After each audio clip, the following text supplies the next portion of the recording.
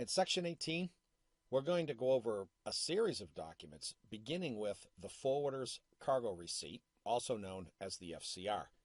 Another potentially important ocean import document is indeed the forwarder's cargo receipt. We've talked about FCRs a bunch of times. This is where we get into some more detail. Second bullet.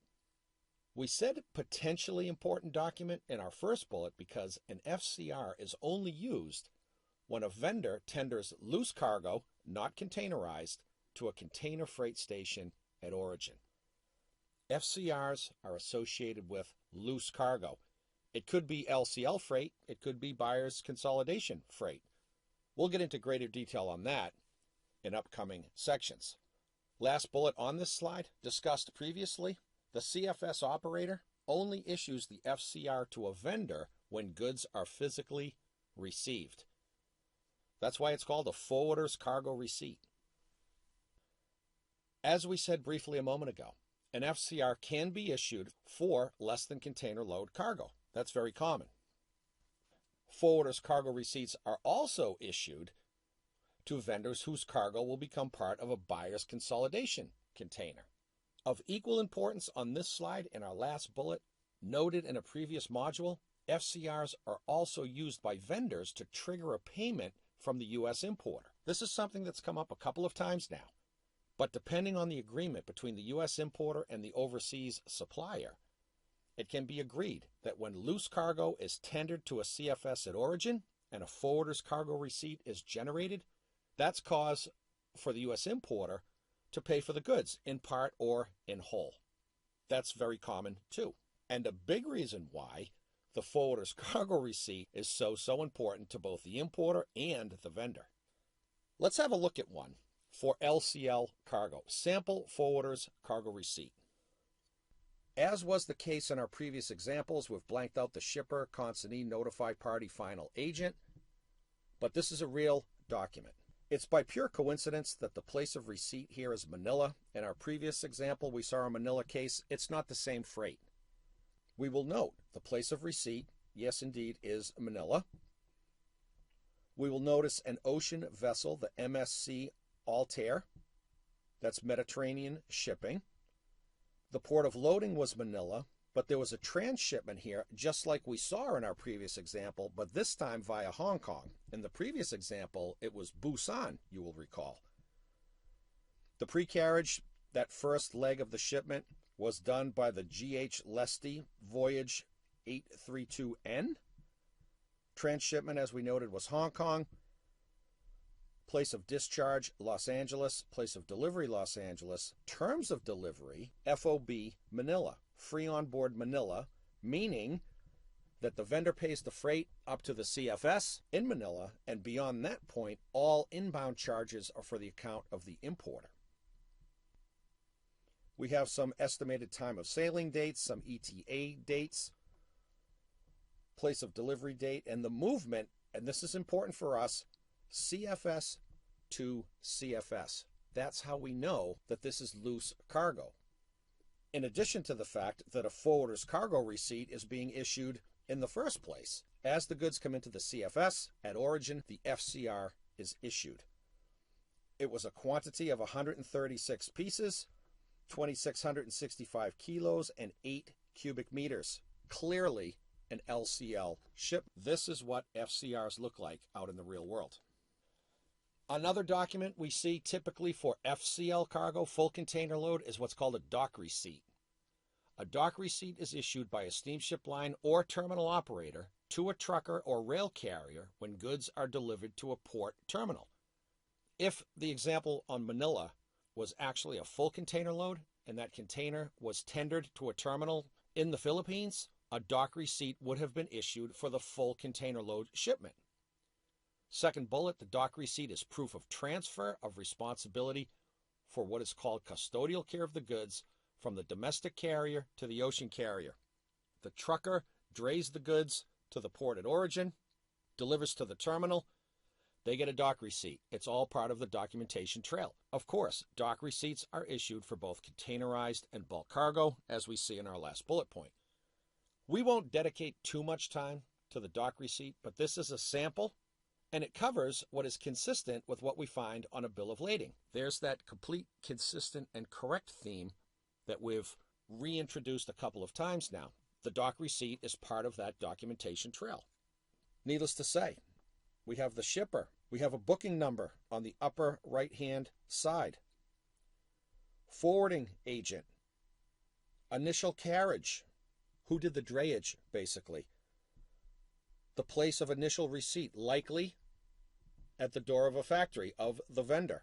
The vessel, the voyage number, port of loading, everything consistent with what we see on a bill of lading. In this case, it's a dock receipt, as the name would indicate, generated at a terminal and turned over to a trucker, a drayage company, upon delivering a container to that terminal. A pretty basic document, but an important one as part of that overall documentation trail. Let's talk about an arrival notice. This is a very important document for both the importer in the U.S., but also the customs broker of the importer in the U.S. An arrival notice is issued by a steamship line to a BCO to notify them of container-specific vessel arrivals. Hence the name, an arrival notice of a ship with containers on it that hold the property of a BCO. Second bullet, the notice contains all pertinent information related to containers on board a vessel. It could be one container, it could be 10, it could be 15. As we'll see in our upcoming example, an arrival notice can also serve to notify the BCO of any collect freight charges that are due. And then as a trade tip, arrival notices are now sent electronically to BCOs around 7 days prior to vessel arrival. As we'll see in our next slide, there's a reason for that. U.S. Customs and Border Protection allows for customs clearance 5 days out when a ship is 5 days out of port. Of course, we want to get an arrival notice before the 5-day clock starts ticking, not after. That's why they're sent typically 7 days out or so. As we said, arrival notices are also sent to the importer's customs broker. The reason being, second bullet, that the broker uses this information to initiate the customs clearance process. Customs clearance in the United States, and any country for that matter, is based on the information that comes off the commercial invoice, the packing list, and a bill of lading. At the very least, there could be other documents too, but the basic three are those.